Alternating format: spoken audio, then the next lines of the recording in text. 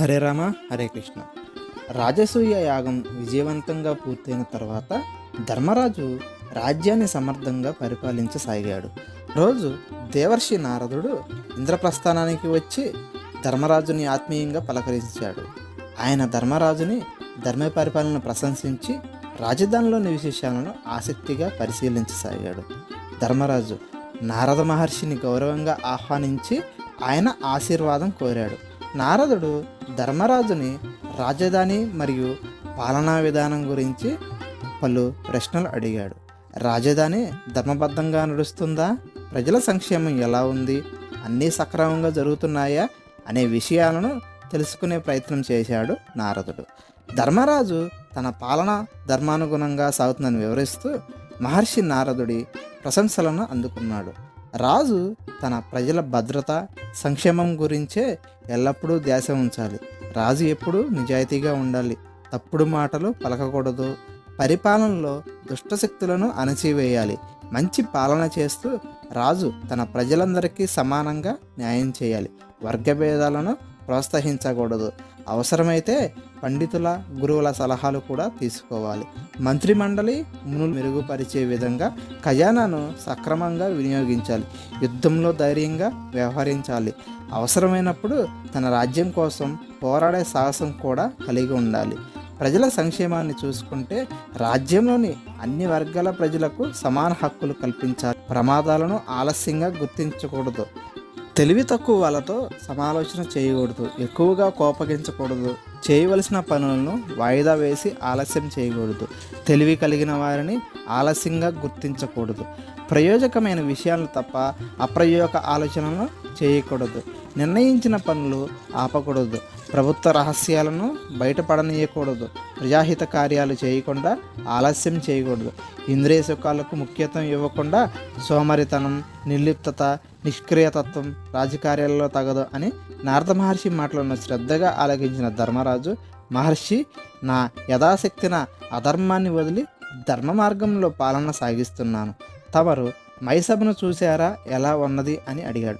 అప్పుడు నారదుడు, ధర్మరాజా, నేను దేవేంద్ర, యమ, వరుణ, కుబేర, బ్రహ్మదేవుల దివ్య సభలే కాక ఇంకా ఎన్నో రకాల సభలు చూశాను. అన్నింటికన్నాను మైసభ చాలా అపూర్వంగా ఉంది అని అన్నాడు. అలాగే స్త్రీ కోసం అన్నదమ్ముల మధ్య విభేదాలు రావచ్చని, ఆ విభేదాలు రాజ్య నాశనానికి కారణమవుతాయని హెచ్చరించేందుకు ఉదాహరణగా నారదుడు పాండవులకి సుందుడు మరియు ఉపసుందుడు అనే అన్నదమ్ముల కథను వివరిస్తూ, వీరిద్దరూ అన్నదమ్ములుగా పుట్టిన రాక్షసులు. వీరు మహాశక్తివంతులు మరియు అసుర గోత్రానికి చెందినవారు. సుందుడు, ఉపసుందుడు ఇద్దరూ బాల్యం నుంచే శక్తివంతమైన యోధులుగా పెరిగారు. వీరు తమ అసుర వంశానికి మహిమ తీసుకురావాలని సంకల్పించారు. ఈ లక్ష్యాన్ని నెరవేర్చడానికి వీరు బ్రహ్మదేవుని కోసం కఠోర తపస్సు చేశారు. అనేక సంవత్సరాల పాటు తీవ్ర సాధన చేసిన తర్వాత బ్రహ్మ వారిపై అనుగ్రహంతో ప్రత్యక్షం అయి ఏమి వరం కావాలో కోరమని అడగగా, అప్పుడు సుందోపసుందులు తమకు ఏ దేవతలు, గంధర్వులు, అసురులు, యక్షులు, మానవులు మరణం లేకుండా వారు కోరుకున్నారు. అందుకు బ్రహ్మదేవుడు, మిమ్మల్ని ఎవరో హతమార్చరు, కానీ మీరు ఇద్దరు పరస్పరం ఒకరినొకరు చంపుకుంటారని చెప్పి అంతరార్థం అయ్యాడు. బ్రహ్మ నుంచి వరాన్ని పొందిన తర్వాత వారు అమిత శక్తిని సంపాదించారు. ఈ వర ప్రభావంతో సుందుడు, ఉపసుందుడు మరింత శక్తివంతులై స్వర్గాన్ని మరియు భూమిని శాసించే స్థాయికి చేరుకున్నారు. వీరు ఇంద్రుని రాజ్యాన్ని కూడా స్వాధీనం చేసుకోవడానికి సిద్ధమయ్యారు. దేవతల రాజ్యమైన అమరావతిని ఆక్రమించడానికి వీరు ప్రయత్నించగా దేవతలు భయోందోళనకు గురయ్యారు. దేవతలు ఈ సమస్యను పరిష్కరించడానికి ఒక వ్యూహం రచించారు. బ్రహ్మదేవుని సహాయంతో తిలోత్తమ అనే అప్సరస్సును సృష్టించారు. ఆమె అసాధారణమైన సౌందర్యం కలిగి ఉండి ఏ పురుషుడినైనా ఇట్టే ఆకర్షించగలదు. తిలోత్తమ సుందోపసుందుల రాజ్యంలో ప్రవేశించి వారికి కనపడింది. ఆమెను చూసిన వెంటనే సుందుడు మరియు ఉపసుందుడిద్దరూ ఆమెను తమ భార్యగా స్వీకరించాలని కోరుకున్నారు. వారి ఇద్దరూ ఆమెపై హక్కును చెలాయించాలని భావించి ఒకరిని మించి మరొకరు అధికారం చూపించుకోవాలనే ఆశగా ఉండగా, అటు తిలోత్తమ వీరిరువురిని సమానంగా ఆకర్షిస్తూ వారిలో అపార్థాన్ని కలిగించింది. చివరికి ఆ ఇద్దరు ఒకరిపై ఒకరు కోపంతో కత్తులు దూసుకొని యుద్ధం ప్రారంభించారు. వారి మధ్య ఏర్పడిన ఈ ఘర్షణ పెద్ద యుద్ధానికి దారితీసింది.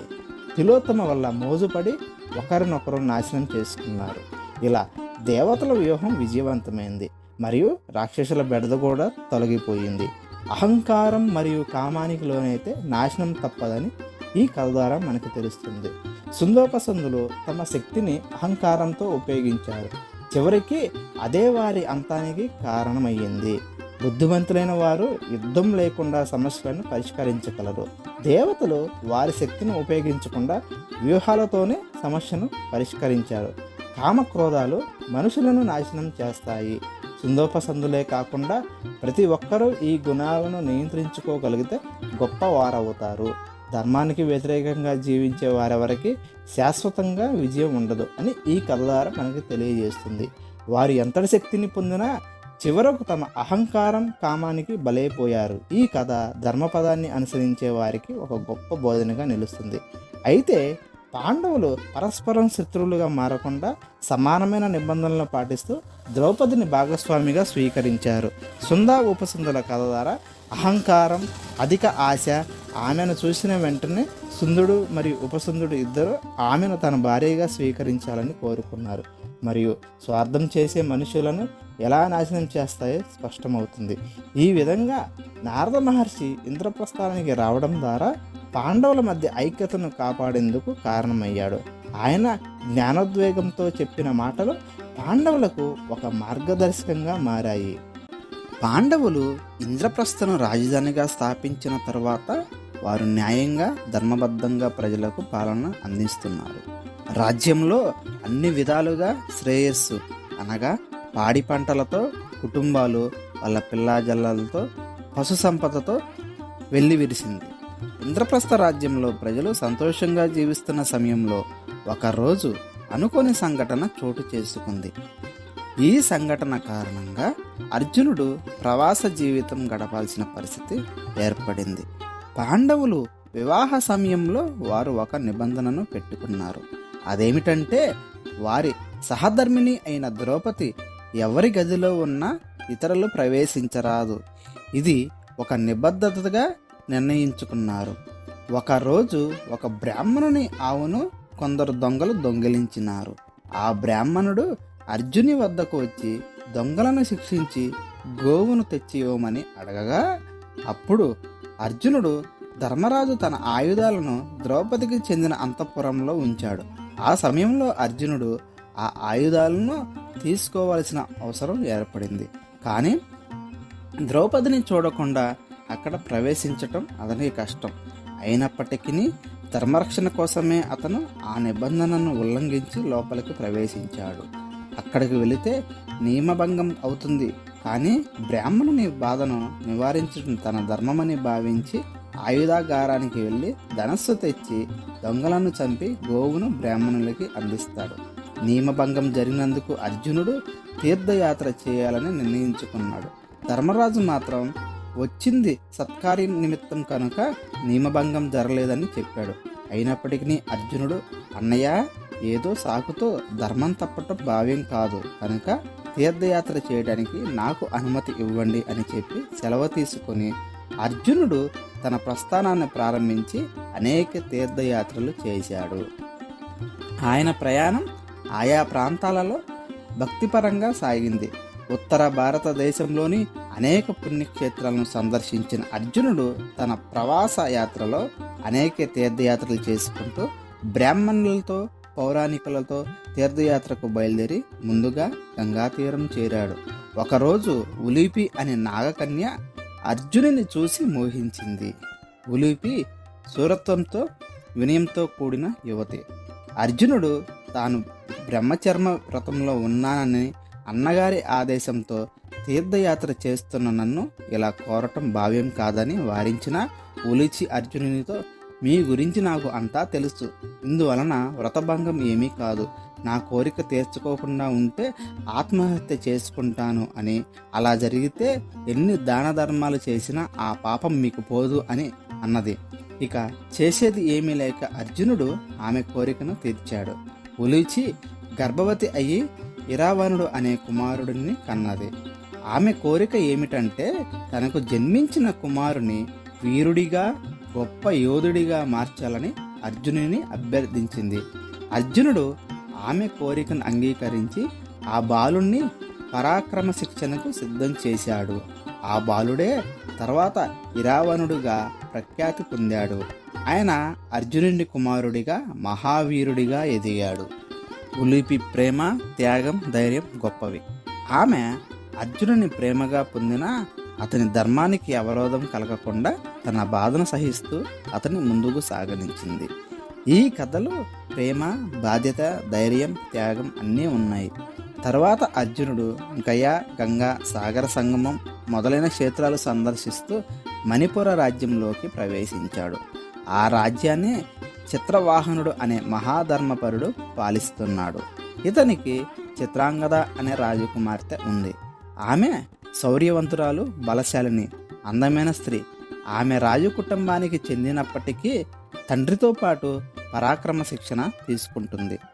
చిత్రవాహనుడు తన కుమార్తెను సర్వస్వంగా ప్రేమిస్తున్నాడు. అయితే అతనికి ఒక కుమార్తె మాత్రమే ఉండటంతో తన వంశం కొనసాగటానికి తనకు పుట్టిన అనగా చిత్రాంగకు పుట్టిన వారసుడు మణిపూర రాజుగా మారాలని నిర్ణయం చేసుకున్నాడు. అందువల్ల చిత్రాంగద వివాహం చేసుకునే వరుడు తప్పక మణిపురలోనే ఉండాలి, అక్కడి రాజ్యాన్ని పరిపాలించాలి అనే నిబంధన పెట్టాడు. అర్జునుడు మణిపుర రాజ్యానికి చేరుకున్న సమయంలో చిత్రాంగద అతడిని చూసి మంత్రముగ్ధురాలైంది. అర్జునుని ధైర్యం, బలము చూసి ఆమె హృదయం అతని వైపుకు లాగబడింది. ఆమె తన ప్రేమకు తండ్రికి చెప్పగా చిత్రవాహనుడు ఈ విషయాన్ని పరిశీలించి అంగీకరించాడు. కానీ తన పెట్టిన నిబంధనను ముందుగా అర్జునుడికి చెప్పాడు. దానికి అర్జునుడు మొదట ఈ నిబంధన గురించి ఆలోచన చేస్తూ, ఎందుకంటే అతను తన యాత్ర కొనసాగించాలి. అయితే ఆమె ధైర్యం, నిబద్ధత, వినయం చూసి అర్జునుడు చివరికి ఆమెను వివాహం చేసుకోవడానికి అంగీకరించాడు. వివాహం జరిగిన తర్వాత అర్జునుడు మణిపుర రాజ్యంలో కొన్ని సంవత్సరాలు గడిపాడు. చిత్రాంగదకు బబ్రు వాహనుడు అనే కుమారుడు జన్మించాడు. అతను మహావీరుడిగా ఎదిగాడు. అర్జునుడు చివరకు తన ప్రయాణాన్ని కొనసాగించాల్సిన సమయం వచ్చినప్పుడు తాను మణిపుర రాజ్యంలో ఉండలేనని చెప్పి వెళ్ళిపోవలసి వచ్చింది. చిత్రాంగద తన కుమారుణ్ణి తండ్రిలాగే గొప్ప వీరుడిగా తీర్చిదిద్దింది. బబ్రువాహనుడు అర్జునుని కుమారుడిగా పేరొందాడు. ఇతను మహాభారత యుద్ధ సమయంలో కూడా ప్రఖ్యాతి పొందాడు. తన తల్లి సహాయంతో గొప్ప యోధుడిగా మారాడు. అనంతరం అర్జునుడు చివరికి ద్వారకా చేరుకున్నాడు. అర్జునుడిని బ్రాహ్మణ వేషంలో చూసిన కృష్ణుడు గమనించి అతిథిగా ఆహ్వానించాడు. అర్జునుడు ద్వారకలో అతిథిగా ఉంటున్న సమయంలో అతను సుభద్రను చూశాడు. ఆమె సౌందర్యం, మంచితనం చూసి అతను మంత్రముగ్ధుడయ్యాడు. అదేవిధంగా సుభద్ర కూడా అర్జునుని ధైర్యం, వినయాన్ని చూసి ఆకర్షితురాలైంది. కానీ ఈ ప్రేమ కథలో ఒక పెద్ద అడ్డంకి ఏర్పడింది. బలరాముడు తన చెల్లెల్ని దుర్యోధనుడికి ఇచ్చి పెళ్లి చేయాలని నిర్ణయించుకున్నాడు. కానీ కృష్ణుడు అర్జునుడికి మద్దతుగా నిలిచాడు. అర్జునుడు సుభద్రను ప్రేమించాడని తెలుసుకున్న కృష్ణుడు ఒక వ్యూహం రచించి అర్జునుడు రాక్షస వివాహ పద్ధతిని అనుసరించి సుభద్రను ఎత్తుకుపోయి వివాహం చేసుకోవాలని సూచించాడు. సుభద్ర ఈ విషయాన్ని ముందుగానే అర్థం చేసుకుని అర్జునితో పారిపోవడానికి సిద్ధమైంది. ఒకరోజు ఆమె ఆలయానికి వెళ్ళిన సమయంలో అర్జునుడు తన రథంలో అక్కడికి చేరుకొని ఆమెను తీసుకెళ్ళిపోయాడు. ఈ విషయం తెలుసుకున్న బలరాముడు తీవ్రంగా కోపగించుకున్నాడు. ఇది కుటుంబానికి అవమానంగా భావించి అర్జునుడిపై ప్రతీకారం తీర్చుకోవాలని నిర్ణయించుకున్నాడు. అయితే కృష్ణుడు తన మేధస్సుతో బలరాముని శాంతింపజేశాడు. అర్జునుని శౌర్యం, ధర్మనిష్టను వివరించి అతను నిజంగా మంచి వరుడని వివరించి చెప్పాడు. బలరాముడు చివరికి అంగీకరించి అర్జునునికి ఆశీర్వాదం ఇచ్చాడు. అర్జునుడు సుభద్రను ధార్మిక విధానంలో వివాహం చేసుకున్నాడు. వివాహ అనంతరం అర్జునుడు సుభద్రను ఇంద్రప్రస్థకు తీసుకుని వచ్చి అక్కడ ఆమె ద్రౌపదితో పరిచయం అయింది. మొదట ద్రౌపది కొంత అసంతృప్తిగా ఉన్నప్పటికీ కృష్ణుని సలహా మేరకు సుభద్ర ఎంతో వినయంగా వ్యవహరించింది. ద్రౌపది కూడా చివరికి ఆమెను అక్కసుతోనే స్వీకరించింది. అర్జునుడు సుభద్రల వివాహ ఫలితంగా అభిమన్యుడు జన్మించాడు. అతను మహాభారత యుద్ధంలో గొప్ప యోధుడిగా ప్రసిద్ధి చెందాడు. తల్లి గర్భంలో ఉన్నప్పుడే తల్లి ద్వారా యుద్ధ విద్యను తెలుసుకున్న అభిమన్యుడు తన తండ్రికి తగిన వారసుడిగా నిలిచాడు. ఆయన మహాసాహసాలు భవిష్యత్తులో మహాభారత యుద్ధానికి కీలకమైన మార్గదర్శకంగా నిలిచాయి. ఇంద్రప్రస్థానం వెళ్ళిన అర్జునుడు సుభద్రతో, మనం ఇలా వెళితే ద్రౌపది పౌరుషంగా మాట్లాడవచ్చు, కనుక నీవు ముందుగా వెళ్ళి నీ అత్తగారు కుంతిని ద్రౌపదిని చూసి వారి అనుగ్రహం సంపాదించు. తరువాత అర్జునుడు నగర ప్రవేశం చేసి పెద్దల దీవెనలు పొందాడు. బలరాముడు సుభద్ర అర్జునులకు అనేక కానుకలు పంపాడు. సుభద్రకు అభిమన్యుడు జన్మించాడు కదా. ద్రౌపదికి పాండవుల వలన ప్రతివింధ్యుడు, శృతసోముడు, శృతకీర్తి, శతానీకుడు, శృతసేనుడు అను 5 ఉప పాండవులు జన్మించారు. వారంతా దౌమిని వద్ద వేదాంగాలు, అర్జునుని వద్ద అస్త్రశస్త్రాలు నేర్చుకున్నారు. అయితే అర్జునుడు సుభద్రల ప్రేమ కథ కేవలం ప్రేమ కథ మాత్రమే కాకుండా వ్యూహం, ధైర్యం, కుటుంబ సంబంధాల సమ్మేళనం. ఇది ఒక యుగాంతపు ఘట్టానికి మూలమైన గొప్ప. అలా ధర్మరాజు రాజసూయానికి వచ్చేసిన దేవతలను, గురువులను, బ్రాహ్మణులను సత్కరించి తృప్తిపరిచాడు. ధర్మరాజు ఆజ్ఞ ప్రకారం భీమసేనుడు భీష్మ, ధృతరాష్ట్రులను సాగనంపాడు. అలాగే అర్జునుడు ద్రౌపదిని పంపించగా నకులుడు శల్యుణ్ణి, సబలుని సాగనంపాడు. సహదేవుడు ద్రోణ, కృప, అశ్వత్థామలను పంపించగా శ్రీకృష్ణుడు కూడా ధర్మరాజు వద్ద సెలవు తీసుకుని ద్వారకకు ప్రయాణం కాగా పాండవులందరూ శ్రీకృష్ణుని సాగనంపారు. మైసభా విశేషాలను చూడటానికి శకుని, దుర్యోధనుడు ఇంద్రప్రస్థానంలో ఉన్నారు. ఒకరోజు సుయోధనుడు ఒంటరిగా మైసభను చూడటానికి వెళ్ళాడు. దాని అపూర్వ సౌందర్యానికి ఆశ్చర్యపడ్డాడు. ఆ సభలో తెరిచిన ద్వారం మూసి ఉన్నట్లుగాను, మూసిన ద్వారం తెరిచినదిగాను, నీరు లేని చోట ఉన్నదని, నీరు ఉన్న చోట లేదు అని భ్రమపడి దిగి దుస్తులు తడుపుకున్నాడు. ఆ సమయంలో ద్రౌపది, అలాగే అర్జునుడు, భీముడు చూసి నవ్వారు. అతని అవస్థ చూసి ధర్మరాజు సుయోధనునికి నూతన వస్త్రాలు ఇచ్చాడు. కానీ దుర్యోధనుడు అది తనకు జరిగిన అవమానంగా భావించి హస్తినకు బయలుదేరాడు. మైసభ పాండవుల వైభవం అతనిలో అసూయను మరింత పెంచింది. దుర్యోధనుడు అసూయతో రోజురోజుకు కృషించిపోవటం శకుని గమనించి, సుయోధన, నీకు ఏమైంది అని అడగగా దుర్యోధనుడు, మామా, మైసభ చూశావు కదా, అంతటి మైసభ కలిగిన ధర్మరాజు ఎంతటి అదృష్టవంతుడు. ధర్మరాజు చక్రవర్తి అయ్యాడు. రాజులంతా ధర్మరాజుకు అమూల్యమైన కానుకలు సమర్పించారు. శ్రీకృష్ణుడు శిశుపాలుని వధించిన రాజులు పొగిడారే కానీ ఎవ్వరూ కూడా ఎందుకు చంపావు అని అడగలేదు.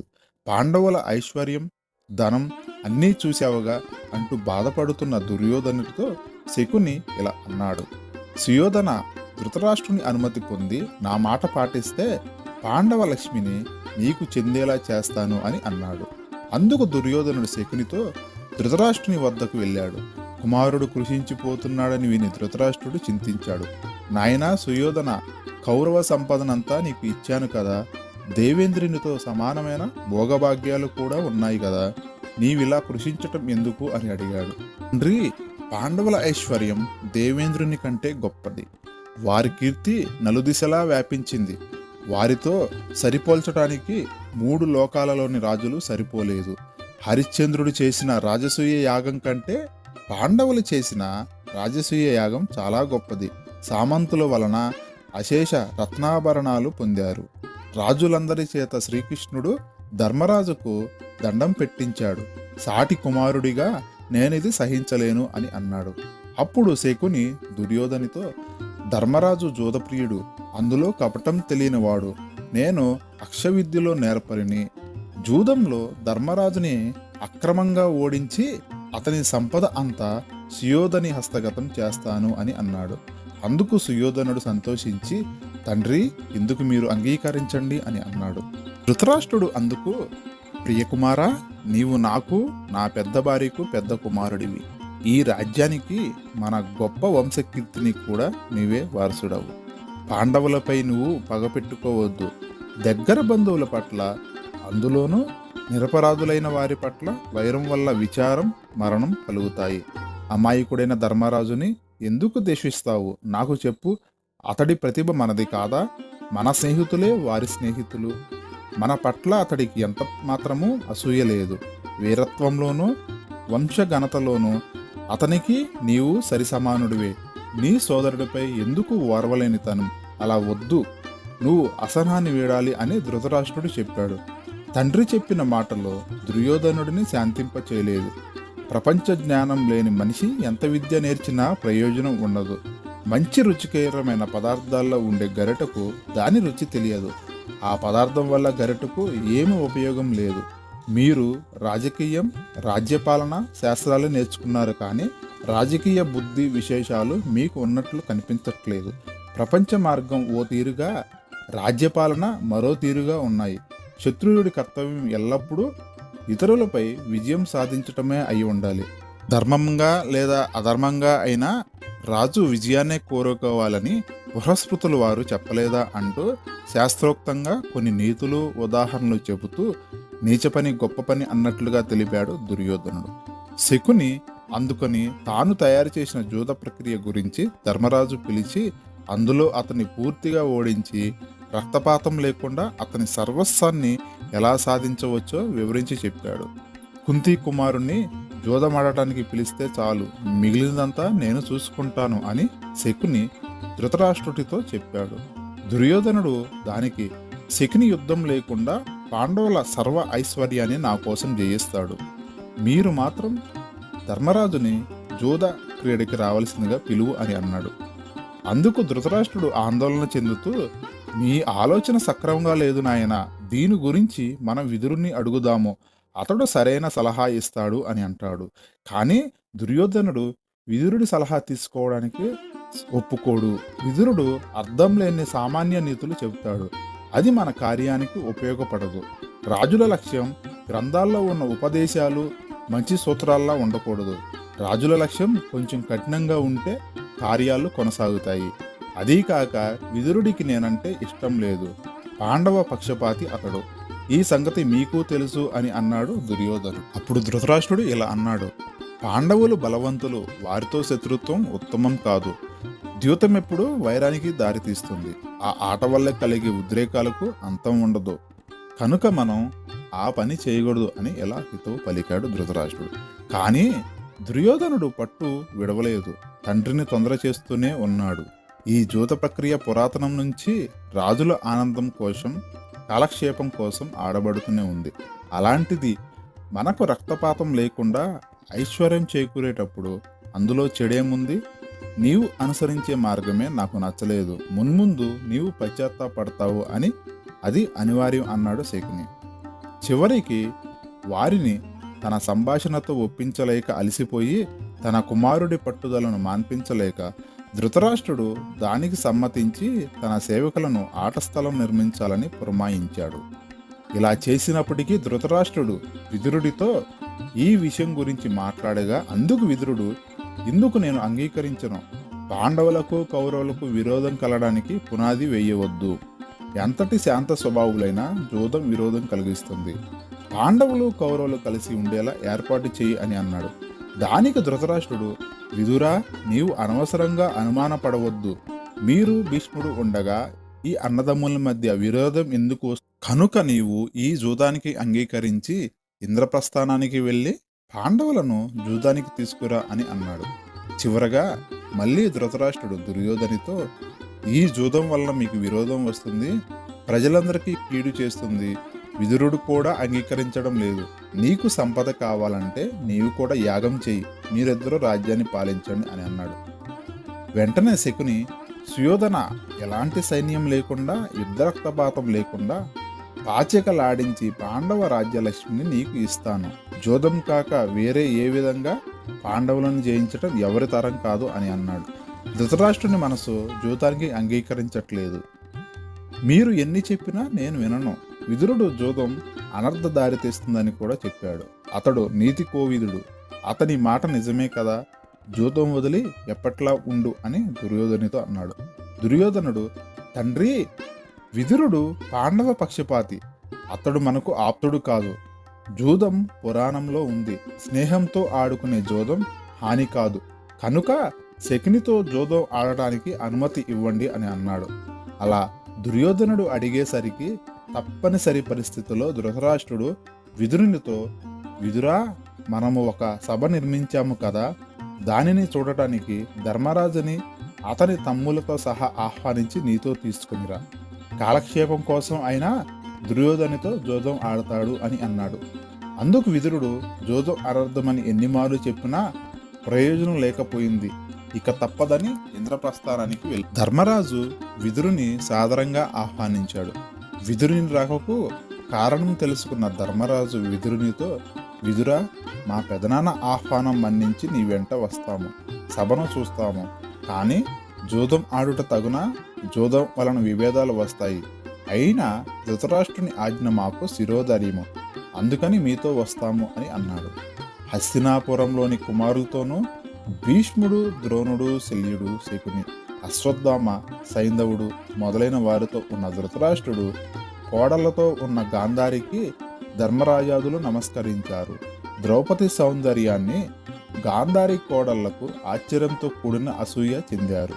దుర్యోధనితో కలిసి పాండవుల సభను తిలకించి సుఖానుసీనులైనారు.